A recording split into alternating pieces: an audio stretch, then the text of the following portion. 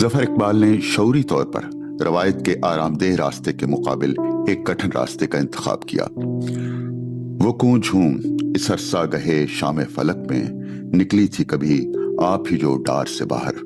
خیال اور زبان کی بحث میں ظفر اقبال نے جلدی یہ جان لیا تھا کہ زبان کا خیال کی تشکیل اور ترسیل میں بنیادی کردار ہے، اور اگر روایت کی جکڑ بندیوں سے رہائی مقصود ہے تو زبان کا نیا برتاؤ ضروری ہے۔ لیکن یہ بات اہم ہے کہ زبان کا یہ استعمال ظفر اقبال کے ہاں کاسمیٹک نہیں، بلکہ اس کا تعلق شاعر کی ذات سے ہے۔ ایک لہر ہے کہ مجھ میں اچھلنے کو ہے ظفر، ایک لفظ ہے کہ مجھ سے ادا ہونے والا ہے۔ میرا نیا لفظ باندھنے کا جواز کیا ہے، اگر معنی وہی پرانے نکالتا ہوں۔ شاعر اور ادیب کے لیے ایک اہم چیلنج معنی کے انجماد یعنی فکسٹی سے اپنے آپ کو بچانا ہے۔